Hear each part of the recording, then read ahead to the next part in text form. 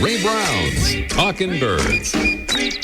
Made possible by the generous support of the Birdwatchers General Store, Orleans, Cape Cod. Birdwatchersgeneralstore.com. By Vortex Optics with the VIP warranty, their unlimited lifetime promise to keep you and your optic covered. Learn more at vortexoptics.com. And Beautyo Books, an independent family-owned bookstore carrying one of the largest selections of birding books in the world. BeautyBooks.com. Good morning. Welcome to our show, number 867. We often hear about how birdsong evolves over time, but maybe not all the time, or not in every case at least. In fact, according to some new research at the University of California, Berkeley, there's a group of tiny, colorful birds that has been singing the same songs for maybe as long as 1 million years. That's the eastern double-collared sunbird, a population of which lives at the tops of tall mountains in East Africa, and which has been isolated for hundreds of thousands to maybe 1 million years. Turns out that the mountains there in East Africa have seen very little geologic change, suggesting that the sunbirds had no reason to evolve different plumage or songs. The scientists developed a statistical technique to analyze how the sunbird's songs evolved and concluded that birds and their songs can stay unchanged for very long periods of time until environmental shifts cause them to evolve. No shifts, no change. So time travelers going back 1 million years may hear just about what we're hearing now. Pretty amazing. Well, it's been a tough month in the birding world. Our friends at the Space Coast Birding Festival were all set to go. Speakers and vendors lined up. Registration underway. And then because of the enormous COVID spike in Florida, they had to cancel what would have been the 25th annual Space Coast Birding Festival. The folks at Brevard Nature Alliance, which runs the festival, say they are determined to bring the festival back bigger and better than ever next year.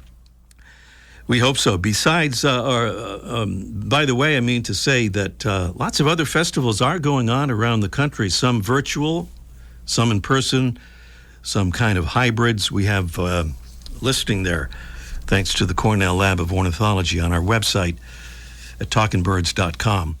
The other reason why it's been a tough month in the birding world, Birdwatchers Digest, one of the best birding publications in America, has ceased publishing after more than 40 years. Not surprisingly, the wide-reaching effects of the pandemic played a big part in the magazine's inability to survive. But here's hoping just maybe it will come back. Thank you, Birdwatchers Digest. There's a bird that's kind of hard to hear, just a very thin, high-pitched sound, not even really a song. It's our mystery bird. This is a preview of our mystery bird contest coming along a bit later on in the show. And here are some clues to think about until we get to the contest itself. Our mystery bird is a medium-sized songbird that's grayish-brown overall, with a crest on top of its head, a black mask, edged in white, a yellow-tipped tail, often hard to see red tips on the wing feathers, and a pale yellow belly. Our bird is strongly associated with fruit, even in its breeding season. They coordinate with the availability of fruits, and it's famously or infamously susceptible to alcohol impairment and poisoning due to eating fermented fruit. It supplements its diet by fly catching for insects. That's our mystery bird. Beautiful prizes include a 12-ounce bag of delicious, bird-friendly, shade-grown Birds and Beans coffee, and the Droll Yankees original, iconic, Classic A Series Silver Sunflower Bird Feeder with a big 1-pound capacity and metal parts that won't chip and that squirrels cannot chew. So those are the prizes, and there are the clues and the sound of our mystery bird conservation contest coming up in just a bit. Conservation salute of the week. Not everybody will agree to this, but we'll suggest that what we're about to describe is a bold and important action in the essential fight against climate change. New York Governor Kathy Hochul is proposing a statewide ban on natural gas hookups in all new buildings. The ban would be part of a multi-pronged initiative to fight climate change, and the governor says, quote, new construction in the state will be zero emission by 2027, and we will build climate-friendly electric homes and promote electric cars, trucks, and buses, end quote. The proposal would have to be passed by the state legislature, but it apparently enjoys substantial support there. So we kind of cross our fingers and offer a conservation salute to New York Governor Kathy Hochul. And now a royal salute to the royalty of our Talking Birds listener family. That's our Talking Birds ambassadors, folks who let us send them some of our little cards for them to hand out to their friends and neighbors at their convenience. And thank you to Danielle Capello from St. Louis, Missouri, for joining our ambassadors family. Thank you, Danielle. And thank you to Dr. Wink Weinberg from Marietta, Georgia. He says, until recently, I didn't have time to be an ambassador. In 2022, though, I am retired from being an infectious disease doctor and will leave the management of patients with parrot fever, bird fancier's lung, and avian influenza to younger physicians. He says he's been listening to our show since the Truman administration, so he's eager to spread the word. The good doctor exaggerates just a bit about how long we've been airing Talking Birds, but that's okay. Thank you, Dr. Weinberg. Thank you, Wink, for joining the ambassadors family, and thanks again, Danielle in St. Louis. Talking Birds listeners, will you help start the new year off right by joining our ambassadors family?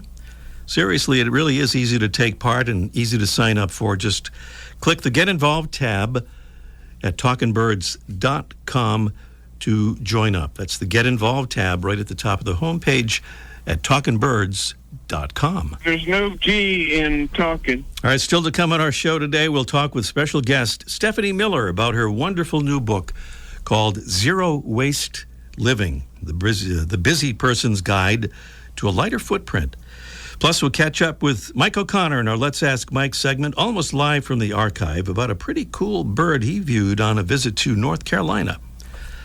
And up next, a bird that a visit to South Florida might uncover at this time of year is today's featured feathered friend. Presented by Birdwatching Magazine. For more than a quarter century, Birdwatching has been North America's premier magazine about wild birds and birding. Today's featured feathered friend flies at night, catching moths, and June, scarab, click, and longhorn beetles, and dragonflies, and small birds, and bats, summering in the pine and oak hickory forests of the southeast and mid-Atlantic states, and wintering in South Florida, Mexico, and the Caribbean. Resting motionless on the ground or a horizontal branch by day, our bird's dappled brown plumage blends almost invisibly into the surroundings. At dusk, and often into the night, its seemingly endless calls speak its name, Chuck Will's widow.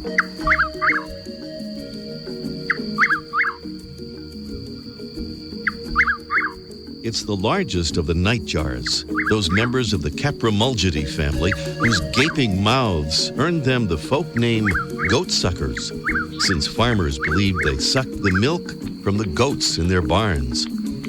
Chuck Will's widows build no nest, laying their eggs instead directly on the ground, among dead leaves, pine needles, or on bare earth, relying on their camouflage colors to hide them from view. As with other goatsuckers, the eyes of the Chuck Will's widow reflect light directly back toward the source. They will often sit on gravel roads after dusk, and their orange to red eye shine can be seen with the headlights of a car or a flashlight. It's a bird whose call has inspired colorful nicknames like Hollerin' Boys, Twixt Hell and the White Oak, and the Dutch Whippoorwill. It's known scientifically as Caprimulgus carolinensis. It's today's Talking Birds featured feathered friend, Chuck Will's widow.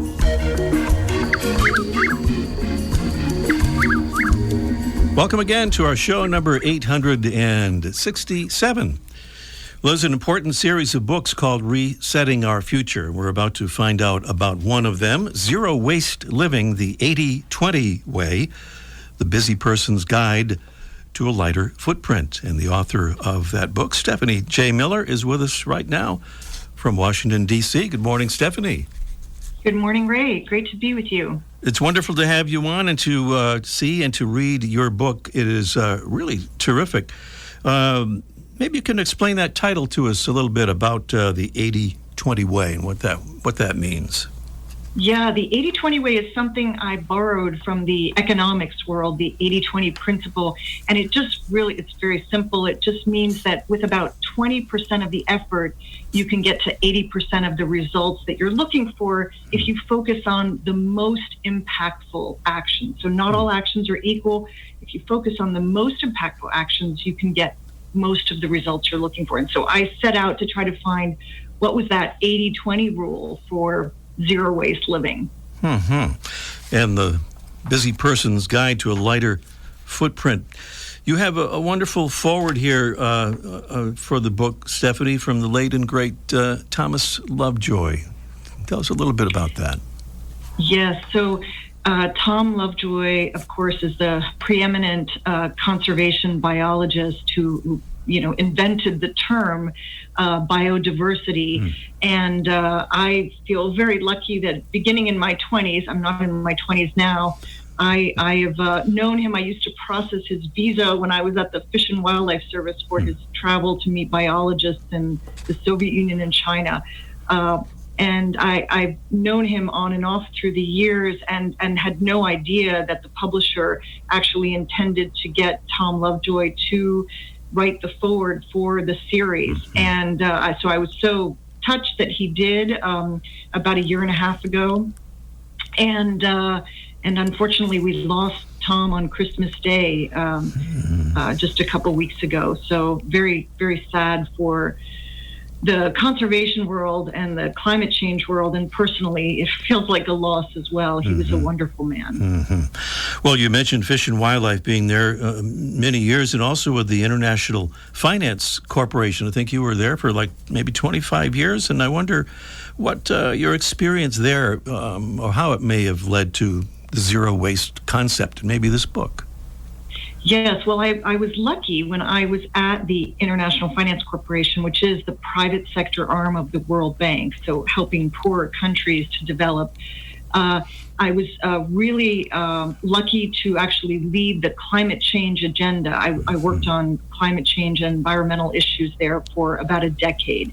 But that work was really focused on what government and private sector could do to be more sustainable.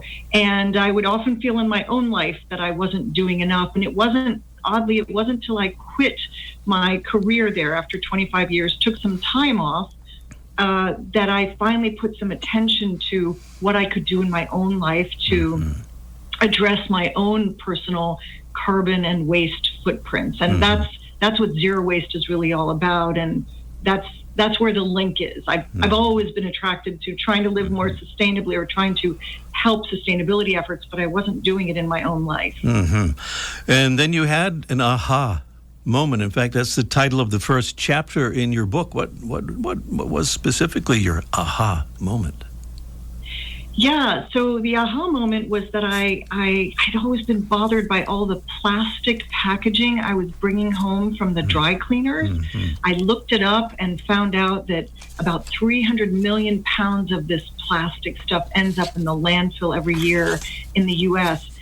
And so I didn't really need to quit my job to do this next thing, but somehow I had the space to finally do it. I walked into my dry cleaners and I said, would you mind, when my clothes are ready, putting them in a reusable garment bag that I brought with me? And they did, and it really wasn't a big deal. And that got me thinking, I wonder if they could offer a reusable bag program to their customers. Within a few weeks, they did. That program took off within a couple of months. And now when you walk into that dry cleaners, you still see some plastic packaging, but you also see all these green reusable bags. So that was my aha moment that there could actually be another way of doing things in my own life. Well, in the book, too, you talk about how you encouraged friends to ask their cleaners to do the same thing. And you said, so far, limited success, but it clearly showed you 3 things. Yeah, it showed me that, first of all, people are really busy. And like me, they just didn't, maybe they just don't think of some of the easy things they could be doing, like asking for your dry cleaners, your paying customer, to put your clothes in a reusable bag. It also made me realize that businesses may want to do the right thing, but they may not be sure their customers will be excited about it and want this. So we have to let them know. And it also made me realize that once you make it possible for people to do it and you make it easy for them, that people jump on the bandwagon pretty quickly. I mean, the fact that a third of the customers of this dry cleaners now use these reusable bags was just really eye-opening. So people want to do the right thing, but sometimes it has to be a little bit easy for that to happen. Yeah. So the Magic 3, Stephanie, that you cover in your book, focusing on food, purging plastics, and recycling right. Could you give a real kind of quick overview of those 3 points? Yeah, so again, if we go back to 80-20 and really wanting to pick the most impactful actions, then I realized through my research that the 3 were, the most impactful actions fell into these 3 categories that you just said. And focus on food is really a couple things. It's about a plant-based diet. It doesn't mean going vegetarian or vegan. I'm not a vegetarian or vegan, but how impactful it can be, and the research is there to increase your plant-based meals. My goal is 4 dinners a week, plant-based. And the other piece of the food equation is food waste. And this was eye-opening for me. I used to work in climate change and had no idea how much food waste in landfills is responsible for methane emissions and therefore for climate change. That's around food. Huge aha moments there. Plastics, lots of things we know about in the ecosystems. Plastics is not good for birds. It's not good for our oceans. It's also not good for our health. It's not the toxicity from making the plastic process is not good for anybody nearby. We apparently consume about a credit card's worth of plastic every week through the air and through the beverages we drink. So I give some easy tips on reducing plastic in your life. And then recycling is not the solution, but we have to get it right. It is part of the solution. So I give some tips in the book on how to approach that. And the last part of your book, beyond the individual, really about how you can kind of extend the impact of your individual efforts, certainly worth reading as well. And I'll just point to one other thing, and that is the epilogue of the book, which is very, very short and very, very sweet and kind of brings things around full circle in a way. I won't give that away, but it's certainly worth saying, as is the entire book. You can get it at your favorite bookstore or on Amazon. It's Zero Waste Living, the 80-20 Way, the busy person's guide to a lighter footprint. Stephanie J. Miller is the author. Stephanie, congratulations on the book, and thanks for being with us. Thank you. It's been so good to talk with you. Thank you. Stephanie Miller here on Talkin' Birds, and up next, it's our Mystery Bird contest in just 1 minute.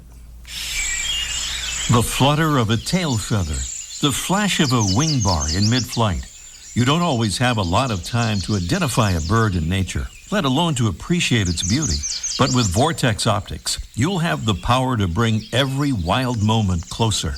When you choose Vortex, you're choosing to have a partner in the field as passionate about nature as you are. Whether you're spotting old friends on the backyard feeder or packing for a once-in-a-lifetime trip to add a few species to your life list, Vortex offers a full range of optics and optics accessories for every birder and every budget. And whether the birds are taking you to another state or another country, you're always covered by the Vortex VIP warranty, an unlimited lifetime promise to keep you and your optic covered. If you'd like to learn more, or if you need help choosing your next optic, give Vortex a call at 1-800-4-VORTEX or visit vortexoptics.com. Kind of hard to hear, but we're playing the sound of our mystery bird. Give it a chance there. Yeah. By the way, if you're not hearing our show live and would like to, so you could, for example, enter our mystery bird contest. Just go to talkingbirds.com and see how to listen live wherever you are online. Very, very easy to do. Our live broadcast, by the way, is on Sunday mornings from 9:30 to 10 Eastern Time. Our mystery bird is a medium-sized songbird that's grayish-brown overall with a little crest on top of its head, kind of swept back, a black mask edged in white, a yellow-tipped tail, often hard to see red tips on the wing feathers, and a pale yellow belly. Our bird is strongly associated with fruit. Even its breeding season is coordinated with the availability of fruits, and it's susceptible, kind of famously, to alcohol impairment and poisoning due to eating fermented fruit. It's a sad situation. It does happen kind of a lot. Our bird supplements its diet by fly catching for insects. Beautiful prizes include the Droll Yankees original, iconic, classic A series silver sunflower seed feeder and a 12-ounce bag of delicious, bird-friendly, shade-grown birds and beans coffee, the kind we drink around here, and we love it, and you will too. And those are the prizes. And the number is the important thing here. It's 781-837-4900. That's 781-837-4900. As always, we ask you to call us as soon as you can, so we'll have time for our contest and the awarding of those prizes. 781-837-4900 is the number. Coming up next, almost live from the archive, it's Let's Ask Mike in just 1 minute. Beauty-O Books carries one of the largest selections of birding books in the world. New, used, and rare books covering everything from backyard birding to general ornithology. From field guides to photography skills, biography, fiction, and humor. You'll find it all, along with the knowledgeable customer service you've been looking for, in one convenient place. BeautyOBooks.com. B-U-T-E-O. BeautyOBooks.com. My name is Cliff Hawley, and I'm calling from Sacramento, California. I became a Talkin' Birds ambassador because I just think there is not enough content out there for folks that love birds, especially radio or podcast content. I think you should become a Talkin' Birds ambassador because it's a great show, and there are people out there that don't know it exists yet, and they really should. Talkin' Birds listeners, we hope you'll join our ambassadors family. Just visit our website, talkinbirds.com. Join today, and thanks. Let's see if we can hear the sound, maybe, of a red-cockaded woodpecker. Let's check this out here.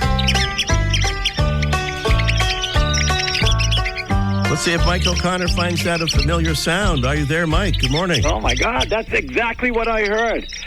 It sounds a little finchy, doesn't it? That's the agitated call of the red-cockaded woodpecker. That's what it did when it saw you, apparently. I get that a lot.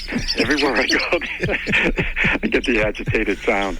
But you were down I got to see this bird. It's one of the few woodpeckers I had never seen in North America, and there's a bit of a reason for that because their population is down to just a handful now, maybe a few thousand. Apparently, it's about 1% of the original population of these birds is left because it has very specific, and this is never good for any species to be fussy, and this bird is a little bit fussy. It needs to live in old, long pine trees or similar trees, and they have to be old. They have to be big, they have to be tall, and they have to be alive. It's the only woodpecker in the world that requires a live tree to live into, and they also have to have some kind of red tree fungus that softens the wood a little bit. Wow. They're not really good at making their own cavities. So when the loggers came in and they cleared everything, we lost a lot of these woodpeckers, and now we're trying to save them. And it's one of the few birds where if you go to the right place, you got a good chance of seeing it. A lot of the birds, like we're talking about finches coming down from the north, and you go for a bird walk any time of year, and you never know what you're going to see. Well, this bird never leaves home. It's always in these particular areas. Mm-hmm. So I had read, I was going to a trade show, and I had read this town was called Southern Pines, which is just south of Raleigh, which I figured I'll stop there and see if I can find this bird. And I got a little help from a ranger who gave me some instructions, and this is what to look for, which I didn't know going in. You find these trees, but what the birds do when they make their nest, they build a hole just like a woodpecker, but below the hole, they tap all these little wells like a sapsucker might, but they tap them in such a way that the sap runs all the way down the tree, and this prevents snakes from climbing, which was really a good idea. I'm going to remember that next time I'm walking in the woods. But with the deal is, though, if you see these trees and it's obvious with the sap running down, you know the birds aren't far away. So I spent a couple hours walking around, because even though they're in the area, the park is like 1,000 acres, so it took me a while. But I not only found one, and I was so excited, but then a second one flew in, and it could have been its mate, or it could have been an offspring. These birds stay together for a long time in a family group, so they were standing on the same tree and squabbling and feeding, and it was pretty exciting. But I think you mentioned that we lost a lot of these birds from the hurricanes, right? And so what the Park Service people and the rangers are doing, because it takes so long for these birds to build a nesting cavity, they would go up and actually cut a hole in the tree and insert like a birdhouse, but only insert it inside the tree, and then kind of put some bark over it and putty it up, and the birds would use that. It's really an interesting bird, and it's more interesting to read about than to see, because it's not glamorous like a Lewis's woodpecker or a pileated or even a flicker. It looks just a little bit bigger than a downy, and it gets its name red-cockaded because the male has a couple of little red feathers on the sides of its head that are almost impossible to see. And cockade, it turns out, as I just found out, it's like a decoration on a hat. So there's probably more than you wanted to know about this bird. But if you ever get in the southern part of Florida or Georgia or South Carolina, look for these parks where these birds are. And it's kind of a fun bird to track down. And let's hope that rebuilding for them continues on. I think you said there are only a few thousand left, right? Of these red-cockaded right, and they're in woodpeckers? very specific habitat. Yeah. So when the trees get blown down, like we did with Hurricane Michael in the Panhandle, they've lost just about all the habitat for these birds. And it's, that's the trouble when the birds get habitat specific. Birds like chickadees and cardinals, they can live just about anywhere, but these guys have evolved to a specific tree, and when then something happens to the trees, they struggle a little bit. Thanks for telling us about it, Mike. And next time, we want to ask you to tell us about all the birds you have in your yard. You've got a pretty good collection going on. Yeah, I came back from the trip, and I put out the feeders again, because I always take them in when I go. And there they were. They were all back, including a hermit thrush. That's pretty exciting for the winter. Yes, it is. We'll talk to you next week, Mike. Sounds great, man. For over a quarter century, Birdwatching Magazine has been North America's premier magazine about wild birds and birding. Regular contributors include expert birders and authors such as Ken Kaufman, David Sibley, Pete Dunn, Laura Erickson, and others. Learn more at birdwatchingdaily.com. Back to the Mystery Bird Contest, and we are so short of time. Let's zip right into it. And Carmel is in West Roxbury, Massachusetts. Good morning, Carmel. Good morning. What a beautiful name. I haven't heard that since the Arthur Godfrey Show, but I'd rather not say that I remember the Arthur Godfrey Show. So was that Carmel Quinn? That was Carmel Quinn. Exactly right. But I don't remember that, but it is correct. I don't either. Oh, that's two of us. All right. But what about our mystery bird, Carmel? Great crested flycatcher. Is a good guess, but not exactly what we had in mind. You got that crest and those colors? Yeah, I get it, but not what we were looking for. Okay. Very good. Thank you, Carmel. Okay, bye-bye. Say hello to Arthur for us. Let's go to Caroline in New York City. Good morning, Caroline. Hi, Ray. It's Carolyn. Say it again? Carolyn. Carolyn. Okay, sorry about that. Carolyn, what do you think our mystery bird is, Carolyn? One of my favorites, the cedar waxwing. Yeah, it's one of my favorites, too. All these coincidences here this morning. Yes, cedar waxwing is right. And Carolyn, stay on the line. We'll arrange to send you those prizes. Thanks, Ray. Okay, thank you, Carolyn. Cedar waxwing, our mystery bird. Boy, are we out of time already? Yes, as a matter of fact, we are. Thanks so much for listening. We'll see you next week. The Bird Show. I like that. I love it. Ray Brown's Talking Birds. Made possible by the generous support of the Birdwatchers General Store, Orleans, Cape Cod. Birdwatchersgeneralstore.com. By Vortex Optics. With the VIP warranty, their unlimited lifetime promise to keep you and your optic covered. Learn more at vortexoptics.com. And Beautyo Books, an independent family-owned bookstore carrying one of the largest selections of birding books in the world. BeautyOBooks.com.